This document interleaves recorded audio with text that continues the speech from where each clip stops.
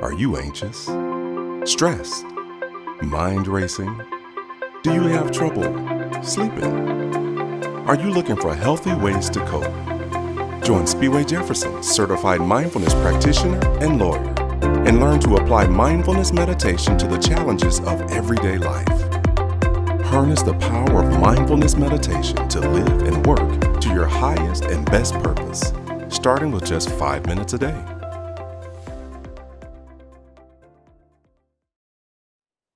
Hi, and welcome to Mindful in 5, where we learn how to apply mindfulness and meditation to the challenges of everyday life in bite-sized episodes for people with no time, perhaps just like you.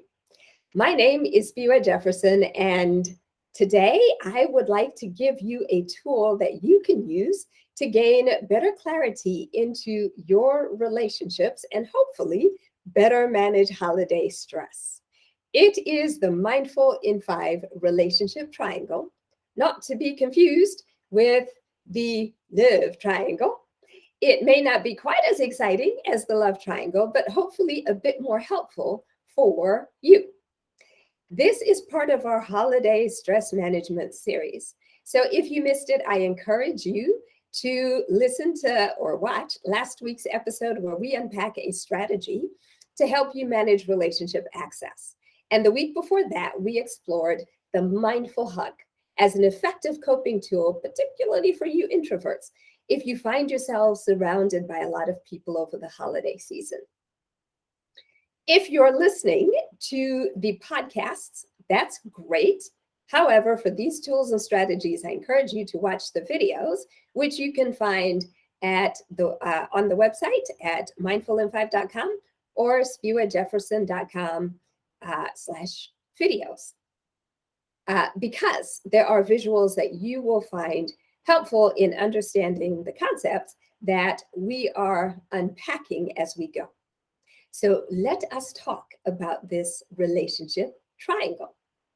What is it and how can it help you? I created this Mindful in 5 concept as a way of helping you think about the relationships that may be most important to you. You can plot them on this triangle to gain clarity into your true feelings about the people that may be closest to you or that you feel most passionately about. In gaining clarity, it can help you understand your actions and reactions to these folks, and it may also allow you to be more intentional in how you approach these people in your life based on how you feel and how you want to behave towards them. So here is the graphic. What you see here is a triangle, and at the apex is the word love. At the bottom left is the word hate, and at the bottom right is the word indifference. Love is at the apex simply because it is the highest ideal. To love God, to love yourself, and to love others as you love yourself. If you are thinking hate is at the bottom left because it's the opposite of love, in doing some research, I came across a psychologist who suggested that actually the opposite of love is not hate, but indifference, because both love and hate involve intense emotional involvement with the other. So these are the 3 items on our relationship triangle. And into this triangle, you can plot every relationship that you have. Let's take a look at some examples. Love is the easy one, right? Think of someone that you love and plot them at the top of this axis. For my example, I'm going to put my mama because I adore my mother. Now, remember that mindfulness is about being present in the moment without being overwhelmed and without judgment. What that means is, in the context of this exercise, I don't want you to judge yourself about your true feelings. In other words, if when you examine your feelings in the privacy of your own truth, you realize that you don't love someone that you think you should, well, like maybe a spouse or a relative. Don't put them in the love category just because you think you should love them. Put them where they really belong. If there is someone that you truly hate, Don't put them towards that indifference category because you think you might be able to get there at some point. Put them where they really belong and don't judge yourself for how you really feel. This is not a tool that you need to share with anybody. It is intended solely for your introspection and your use. So, armed with our non-judgmental mindfulness perspective, let's say you have a relative that you dislike so much that you almost hate them. That horrible uncle or auntie or cousin who always shows up every year with nothing nice to say about anybody. You would put them here on the continuum. Let's suppose further that you have an ex that you loved so much it was an obsession. And as obsessions tend to do, it ended so badly. And then you just hated them. And you have been diligently working on forgiving that person all this time. And you finally moved from a place of just hating that person towards a place of indifference, where you are becoming less and less emotionally triggered and involved with that individual. You might put them here towards the indifference side of this continuum. And you can put people inside the area of the triangle too, if that feels right to you. For our last example, let's suppose you have a friend and both of you have been consistently developing a nurturing, mindful friendship, and you have grown from being indifferent when you first met each other and said hello to really liking that person, and you're trending towards, loving that person. They're maybe starting to feel like your sister or your brother from another mother. You might put them over here. Don't underestimate how difficult this can be. Because, as I said earlier, it's not about putting people where you think they should be, but where they really are for you. Once armed with this truth, you can reflect on whether this is where you want these people to be. For example, because you have such strong feelings about that relative you almost hate, let's call him Uncle Bob. Uncle Bob triggers you every single time you see him. And you know you're going to be around him over the holidays. Preparing yourself for those encounters may now include the following 3 steps. Go back to last week's Mindful in 5 episode to think about what kind of relationship access you want to give Uncle Bob to your emotions so that you can be less triggered when he shows up and makes those off-color comments and grabs your butt. Step 2. Part of your relationship access strategy may simply be physical. Wave at him from across the room and don't go over there to give him a hug so that he can't grab your butt. You don't need to start a family war. You don't need to call him out if you don't feel like it. Just be mindful of where he is and where you are in comparison, and just make sure that he is out of arm's reach. Step 3. No matter what he does, your strategy could be, I'm just going to smile and nod and let it roll off my back. I'll give you an example of this. So I am originally from Zimbabwe. And in my culture, sons are the ultimate pride of fathers. I have a large extended family, but biologically, I have one sister.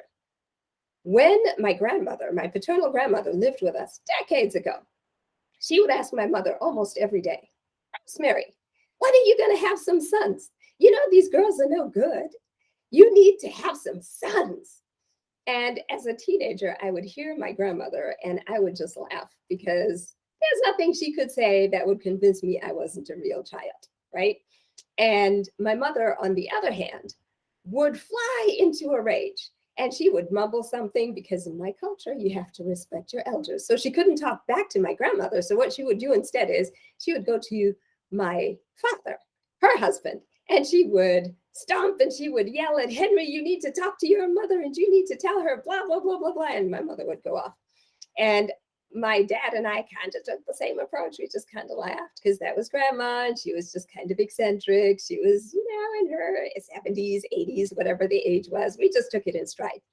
So I use this example because you see, my mother and I had the same interaction with my grandma and completely different reactions. See, it's not what the other person says that matters most. It's what you make of it and how much you allow it to get under your skin. So go back and check out that relationship access conversation. There are many chapters in the Mindful in 5 book that can meet you where you are.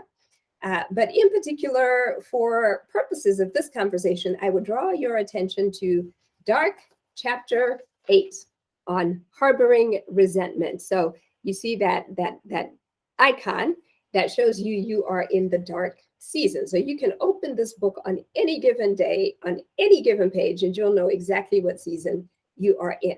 The other chapter that might be helpful is Dark Chapter 14, Acknowledging Hurt. Mindfulness is not about running away from reality. It's not about pretending things didn't hurt you. It's about stepping into and accepting those things that have happened and finding your way through them.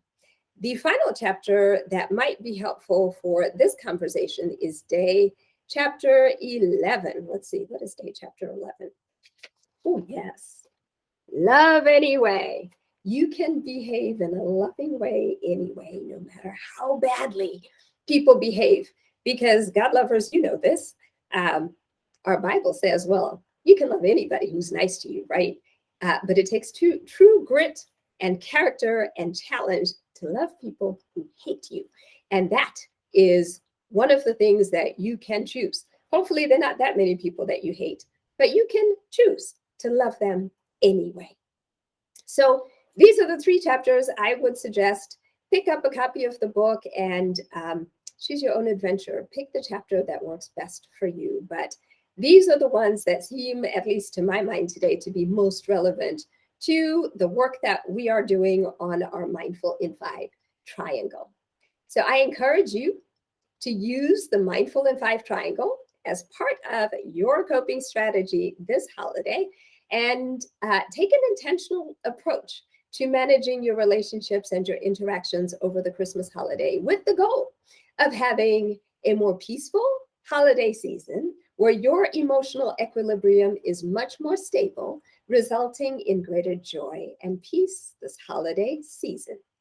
God lovers, be sure to take time in your Mindful in 5 meditations to wish Jesus a happy birthday and thank him for his amazing sacrifice and grace and love in showing up as a man, coming down here to give us the ultimate example for how we could live and love and all the things we could accomplish. Merry Christmas and happy holidays to all of you. If you have enjoyed this episode, rate it and share it with someone who could use this strategy. Ping me on Instagram or Facebook at Mindful in 5 and share how you are managing your relationship access this holiday season. Until next week, this is Biwe saying, Merry Christmas, happy holidays, be mindful and be well.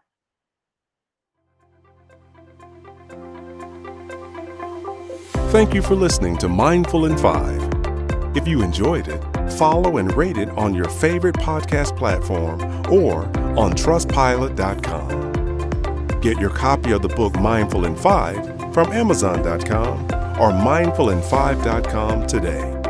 Visit mindfulin5.com to download sample chapters of the book, watch videos, connect with the Mindful in 5 community on social media, and more.